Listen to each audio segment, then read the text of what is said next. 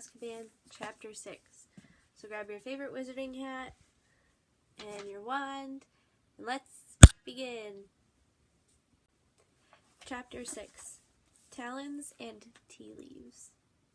When Harry, Ron, and Hermione entered the Great Hall for breakfast the next day, the first thing they saw was Draco Malfoy, who seemed to be entertaining a large group of Slytherins with a funny story. As they passed, Malfoy did a ridiculous impression of a swooning fit, and there was a roar of laughter. "Ignore him," said Hermione, who was right behind Harry. "Just ignore him. It's not worth it." "Harry Potter." "Oh, hey, Potter," shrieked Pansy Parkinson, a Slytherin girl with a face like a pug. "Potter, the Dementors are coming. Potter, woo!"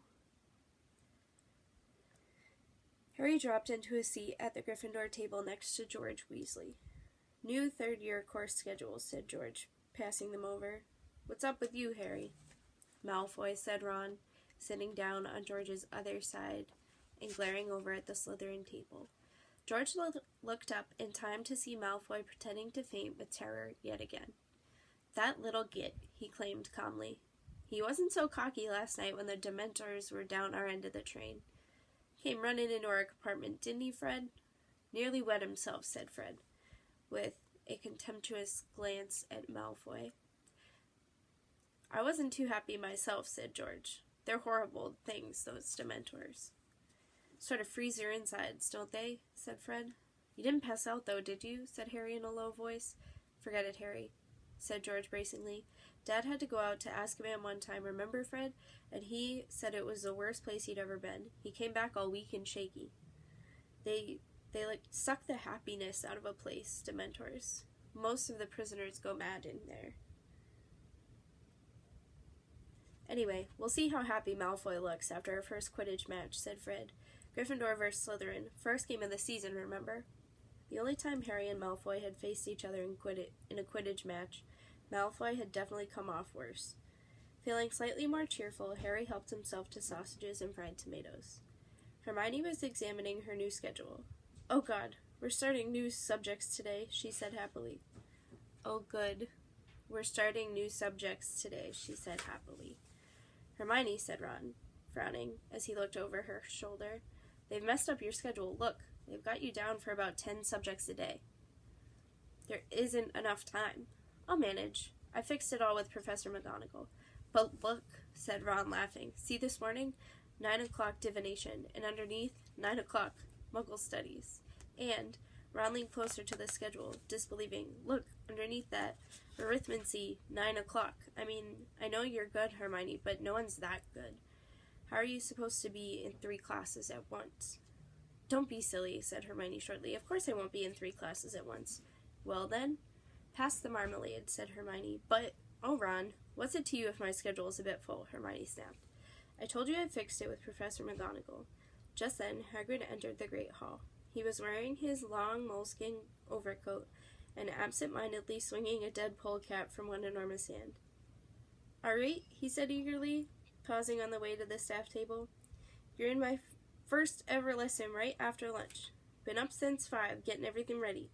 Hope it's okay. Me a teacher, honestly." He grinned broadly at them, and he headed off to the staff table, still swinging the polecat. "Wonder what he's been getting ready," said Ron, a note of anxiety in his voice. The hall was starting to empty as people headed off towards their first lesson. Ron checked his course schedule. "Well, we'd better go. Look, Divination's at the top of North Tower. It'll take us 10 minutes to get there." They finished their breakfasts hastily and said goodbye to Fred and George and walked back through the hall. As they passed the Slytherin table, Malfoy did yet another impression of fainting. The shouts of laughter followed Harry into the entrance hall. The journey through the castle to North Tower was a long one. 2 years at Hogwarts hadn't taught them everything about the castle, and they had never been inside the North Tower before. "There's got to be a shortcut," Ron panted as they climbed their 7th long staircase and emerged on an unfamiliar landing, where there was nothing but a large painting of a bare stretch of grass hanging on the stone wall. "I think it's this way," said Hermione, peering down the empty passage to the right. "Can't be," said Ron. "That's south. Look, you can see a bit of the lake out of the window." Harry was watching the painting. A fat, dapple gray pony had just ambled into the grass and was grazing nonchalantly. Harry was used to the subjects of Hogwarts paintings moving around and leaving their frames to visit one another, but he always enjoyed watching it. A moment later, a short, squat knight in a tight suit of armor clanked into the picture after his pony. By look of the grass stains on his metal knees, he had just fallen off. "Aha!" he yelled, seeing Harry, Ron, and Hermione. "What villains are these that trespass upon my private lands? Come to scorn at my fall, perchance? Draw, you knaves, you dogs." They watched in astonishment as the little knight tugged his sword out of his scabbard and began brandishing it violently, hopping up and down in rage. But the sword was too long for him. A particularly wild swing made him overbalance. He landed face down in the grass. "Are you all right?" said Harry, moving closer to the picture. "Get back, you scurvy braggart. Back, you rogue." The knight seized his sword again and used it to push himself back up. But the blade sank deeply into the grass, and though he pulled with all his might, he couldn't get it out again. Finally, he had to flop back down onto the grass and push up his visor to mop his sweating face. "Listen," said Harry, taking advantage of the knight's exhaustion. "We're looking for the North Tower. You don't know the way, do you?" "Equest!" The knight's rage seemed to vanish instantly. He clanked to his feet and shouted, "Come, follow me, dear friends, and we shall find our goal, or else perish bravely in the charge." He gave the sword another fruitless tug, tried and failed to mount the fat pony, and gave up, and cried, "On foot, then, good sirs, and gentle lady, on, on." And he ran clanking loudly into the left side of the frame and out of sight. They hurried after him along the corridor, following the sound of his armor. Every now and then they spotted him running through a picture ahead. "Be of stout heart. The worst is yet to come," yelled the knight, and they saw him reappear in front of an alarmed group of women in crinolines, whose picture hung on the wall of a narrow spiral staircase. Puffing loudly, Harry, Ron, and Hermione climbed the tightly spiraling steps, getting dizzier and dizzier, until at last they heard the murmur of voices above them, and knew they had reached the classroom. "Farewell," cried the knight, popping his head into a painting of some sinister-looking monks. "Farewell, comrades in arms. If you have ever a need of a noble heart and steely sinew, call Sir Cadogan?" "Yeah, we'll call you," muttered Ron as the knight disappeared, "if we ever need someone mental." They climbed the last steps and emerged onto a tiny landing where most of the class was already assembled. There were no doors off this landing, but Ron nudged Harry and pointed at the ceiling, where there was a circular trapdoor with a base plaque on it.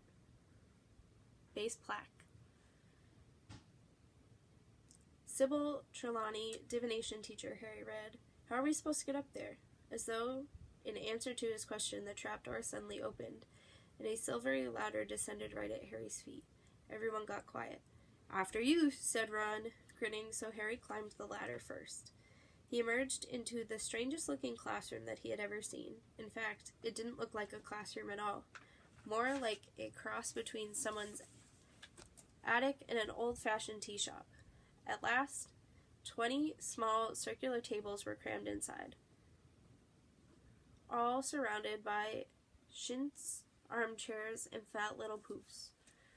Everything was lit with a dim crimson light. The curtains at the windows were all closed, and the many lamps were draped with red scarves. It was stifling warm, and the fire was burning under the crowded mantelpiece was giving off a heavy, sickly sort of perfume as it heated a large copper candle. The shelves running around the circular walls were crammed with dusty-looking feathers, stubs of candles, many packs of tattered playing cards, countless silvery crystal balls, and a huge array of teacups. Ron appeared at Harry's shoulder as the class assembled around them, all talking in whispers. "Where is she?" Ron said. A voice came suddenly out of the shadows, a soft, misty sort of voice.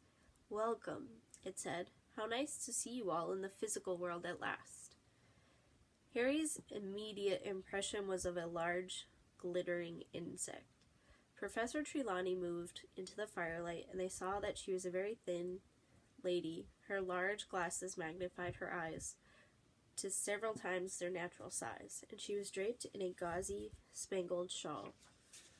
Innumerable chains and beads hung around her spindly neck, and her arms and hands were encrusted with bangles and rings. "Sit, my children, sit," she said. They all climbed awkwardly into the armchairs or sank into puffs. Harry, Ron, and Hermione sat themselves around the same small round table. "Welcome to Divination," said Professor Trelawney, who had seated herself in a winged armchair in front of the fire. "My name is Professor Trelawney. You may not have seen me before. I find that descending too often into the hustle and bustle of the main school clouds my inner eye." Nobody said anything to this extraordinary pronouncement. Professor Trelawney delicately rearranged her shawl and continued. "So you have chosen to study divination, the most difficult of all the magical arts. I must warn you at the outset that if you do not have the sight, there is very little I will be able to teach you. Books can take you only so far in this field." At these words, both Harry and Ron glanced, grinning at Hermione, who looked startled at the news that books wouldn't be much help in this subject. Many witches and wizards, talented though they are in the area of loud bangs and smells and sudden disappearings, are yet unable to penetrate the veiled mysteries of the future. Professor Trelawney went on, her enormous gleaming eyes moving from face to nervous face. "It is a gift granted to few. You, boy," she said suddenly to Neville, who almost toppled off his poof. "Is your grandmother well?" "I think so," said Neville tremulously. "I wouldn't be so sure if I were you, dear," said Professor Trelawney, the firelight glittering on her long emerald earrings. Neville gulped. Professor Trelawney continued placidly. "We will be covering the basic methods of divination this year. The first term will be devoted to reading the tea leaves. Next term we shall progress into palmistry. By the way, my dear," she said suddenly at Pavarti Patel, "beware of a red-haired man." Pavarti gave a startled look at Ron, who was right behind her, and edged her chair away from him. "In the second term," Professor Trelawney went on, "we shall progress to the crystal ball, if we have finished with fire omens, that is. Unfortunately, classes will be disrupted in February by a nasty bout of a flu. I myself will lose my voice, and around Easter one of our number will leave us forever." A very tense silence followed this pronouncement, but Professor Trelawney seemed unaware of it. "I wonder, dear," she said to Lavender Brown, who was nearest and shrank back in her chair, "if you could pass me the largest silver teapot." Lavender, looking relieved, stood up, took an enormous teapot from the shelf, and put it down on the table in front of Professor Trelawney. "Thank you, my dear. Incidentally, that thing you are dreading, it will happen on Friday the 16th of October, and Lavender trembled. Now, I want you all to divide into pairs. Collect a teacup from the shelf and come to me, and I will fill it. Then sit down and drink. Drink only until the dregs remain. Swirl these around in the cup 3 times with your left hand, then turn the cup upside down on its saucer. Wait for the last of the tea to drain away, then give your cup to your partner to read. You will interpret the patterns using pages 5 and 6 of Unfogging the Future. I shall move among you, helping and instructing. Oh, and dear," she caught Neville by the arm as he made to stand up, "after you've broken your first cup, would you be so kind as to select one of the blue pattern ones? I'm rather attached to the pink." "Sure enough," Neville had no sooner reached the shelf of teacups when there was a twinkle of breaking china. Professor Trelawney swept over him, holding onto a dustpan and brush, and said, "One of the blue ones. Then, dear, if you wouldn't mind. Thank you." When Harry and Ron had their teacups filled, they went back to their table and tried to drink the scalding tea quickly. They swirled the dregs around as Professor Trelawney had instructed, and then drained the cups and swapped over. Right, said Ron, as they both opened their books at pages 5 and 6. What can you see in mine? A lot of soggy brown stuff, said Harry. The heavily perfumed smoke in the room was making him feel sleepy and stupid. Broaden your minds, my dears, and allow your eyes to see past the mundane, Professor Trelawney cried through the gloom. Harry tried to pull himself together. Right, you've got a crooked sort of cross. He consulted Unfogging the Future. That means you're going to have trials and suffering. I'm sorry about that. But there's a thing that could be the sun. Hang on. That means great happiness. So you're going to suffer, but be very happy? You need your inner eye tested, if you ask me, said Ron. And they both had to stifle their laughs as Professor Trelawney gazed in their direction. My turn. Ron peered into Harry's cup. His forehead wrinkled with effort. There's a blob, a bit like a bowler hat. He said, Maybe you're going to work for the Ministry of Magic. He turned the teacup the other way. But this way it looks more like an acorn. What's that? He scanned his copy of Unfogging the Future. A windfall. Unexpected gold. Excellent, you can lend me some. And there's a thing here. He turned the cup again. That looks like an animal. Yeah. If that was its head. It looks like a hippo. No, a sheep. Professor Trelawney whirled around as Harry let out a snort of laughter. Let me see that, my dear, she said reprovingly to Ron, sweeping over and snatching Harry's cup from him. Everyone went quiet to watch. Professor Trelawney, staring into the teacup, rotating it counterclockwise. The falcon, my dear. You have a deadly enemy. But everyone knows that, said Hermione in a loud whisper. Professor Trelawney stared at her. Well, they do, said Hermione. Everybody knows that about Harry and you-know-who. Harry and Ron stared at her with a mixture of amazement and admiration. They had never heard Hermione speak to a teacher like that before. Professor Trelawney chose not to reply. She lowered her huge eyes to Harry's cup again, and continued to turn it. The club. An attack. Dear, dear, this is not a happy cup. I thought that was a bowler hat, said Ron sheepishly. The skull. Danger in your path, my dear.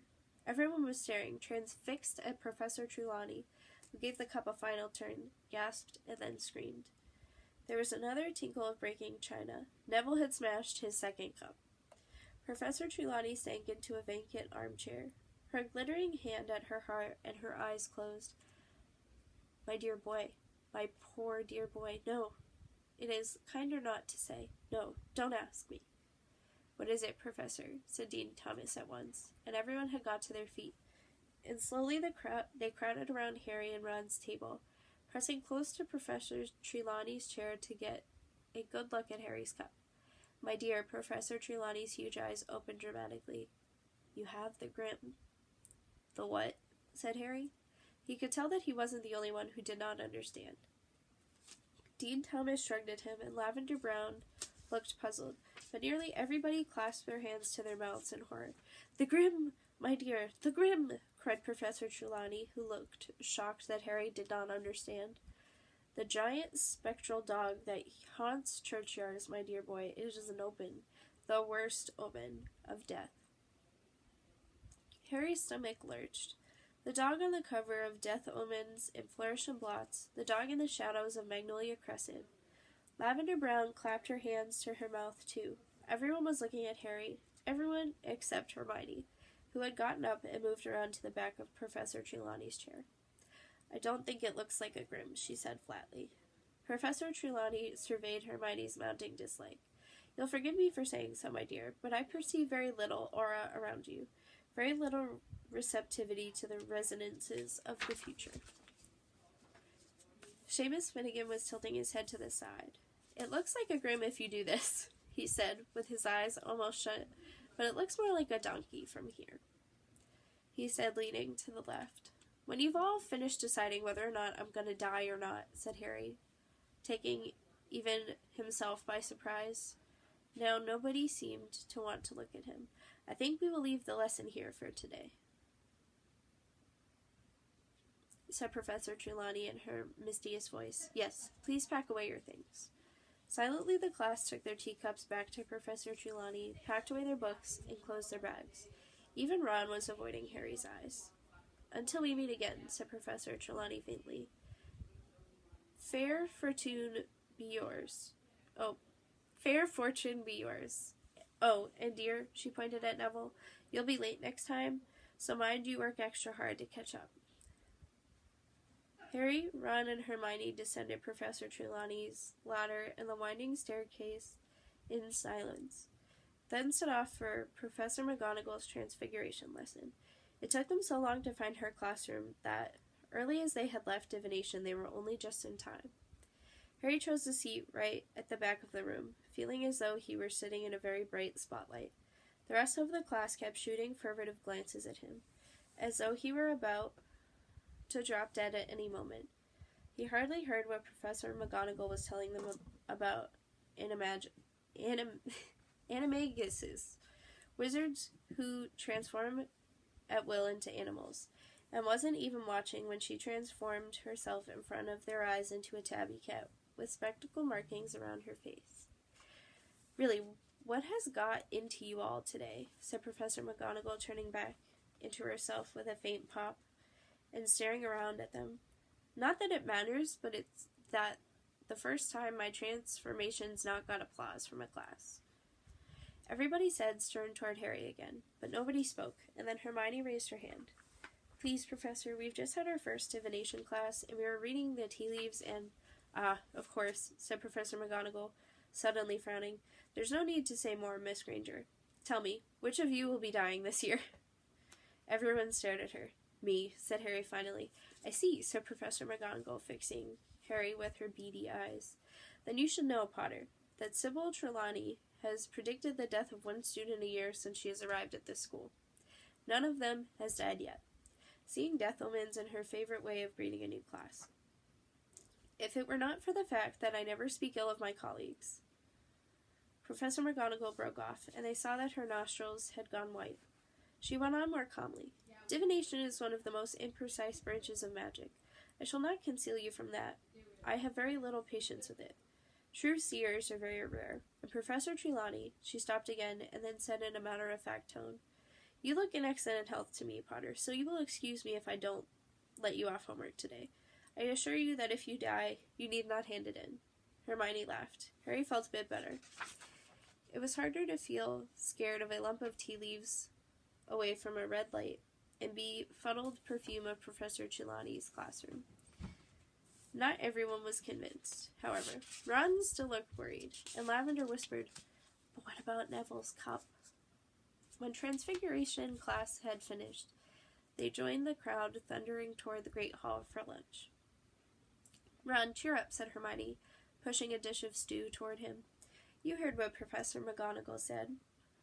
Ron spooned stew onto his plate and picked up his fork, but didn't start. Harry, he said in a low, serious voice, "You haven't seen a great black dog anywhere, have you?" "Yeah, I have," said Harry. "I saw one the night I left the Dursleys." Ron let his fork fall with a clatter. "Probably a stray," said Hermione calmly. Ron looked at Hermione as though she had gone mad. "Hermione, if Harry's seen a Grim, that's bad," he said. My Uncle Bilius saw one, and he died 24 hours later." "Coincidence," said Hermione airily, pouring herself some pumpkin juice.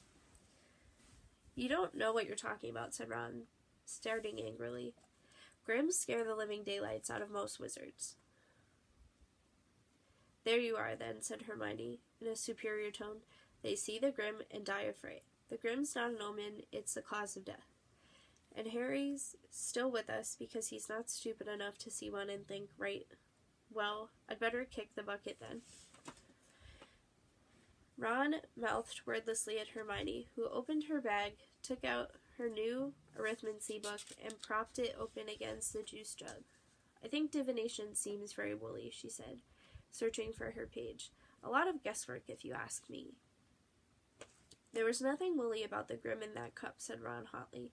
"You didn't seem quite so confident when you were telling Harry it was a sheep," said Hermione coolly. "Professor Trelawney said you didn't have the right aura. You just don't like being bad at something for a change." He had touched a nerve. Hermione slammed her arithmancy book down on the table so hard that bits of meat and carrot flew everywhere. If being good at divination means I have to pretend to see death omens in a lump of tea leaves, I'm not sure I'll be studying it much longer.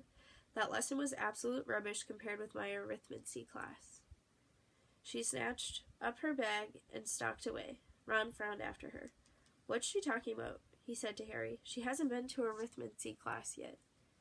Harry was pleased to get out of class after lunch. Yesterday's rain had cleared. The sky was clear, pale gray, and the grass was springy and damp underfoot as they set off for the first ever Care of Magical Creatures class. Ron and Hermione weren't speaking to each other. Harry walked beside them in silence as they went down the sloping lawns to Hagrid's hut on the edge of the Forbidden Forest. It was only when he spotted only two familiar backs ahead of them, that he realized they must have been having these lessons with Slytherin. Malfoy was talking animatedly to Crabbe and Goyle, who were chortling. Harry was quite sure he knew what they were talking about. Hagrid was waiting for his class at the door of his hut. He stood in his moleskin coat with Fang, the boarhound, at his heels, looking impatient to start. Come on now, get a move on, he called as the class approached. Got a real treat for you today. Great lesson coming up. Everyone here? Right, follow me. For one nasty moment, Harry thought that Hagrid was going to lead them into the forest. Harry had enough unpleasant experiences in there to last him a lifetime. However, Hagrid strolled off around the edge of the trees, and 5 minutes later they found themselves outside a kind of paddock. There was nothing in there. Everyone gather round the fence here, he called. That's it. Make sure you can see. Now, first thing you'll want to do is open your books. How? Said the cold, drawling voice of Draco Malfoy. Eh? Said Hagrid. How do we open our books? Malfoy repeated. He took out his copy of the Monster Book of Monsters, which he had bound shut with a length of rope. Other people took theirs out too. Some, like Harry, had belted their books shut. Others had crammed them into side-tight bags or clamped them together with binder clips. Hasn't anyone been able to open their books? Said Hagrid, looking crestfallen. The class shook their heads. You've got to stroke 'em, said Hagrid, as though this was the most obvious thing in the world. Look! He took Hermione's copy and ripped off the sellotape that had bound it. The book tried to bite, but Hagrid ran a giant forefinger down its spine. The book shivered and then fell open and lay quiet in his hand. Oh, how silly we've all been, Malfoy sneered. We should have stroked them. Why didn't we guess? I thought they were funny, Hagrid said uncertainly to Hermione. Oh, tremendously funny, said Malfoy. Really witty, giving us a book that try and rip our hands off. Shut up, Malfoy, said Harry quickly. Hagrid was looking downcast, and Harry wanted Hagrid's first lesson to be a success. Right then, said Hagrid, who seemed to have lost his thread. So we've got your books, and now you need the magical creatures. Yeah, so I'll go on and get them. Hang on. And he strode away from them into the forest and out of sight. God, this place is going to the dogs, said Malfoy loudly. That oaf teaching classes. My father will have a fit when I tell him. Shut up, Malfoy, Harry repeated. Careful, Potter. There's a Dementor behind you. Ooh, squealed Lavender Brown, pointing toward the opposite side of the paddock. Trotting toward them were a dozen of the most bizarre creatures that Harry had ever seen.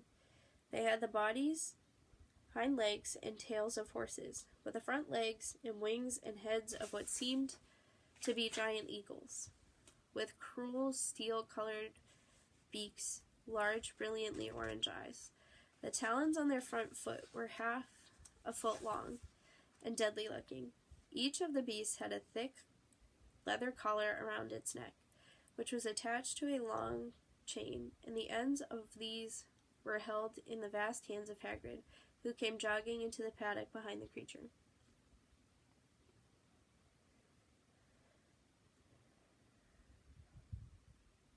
Get it up there, he roared, shaking the chains and urging the creature toward the fence where the class stood.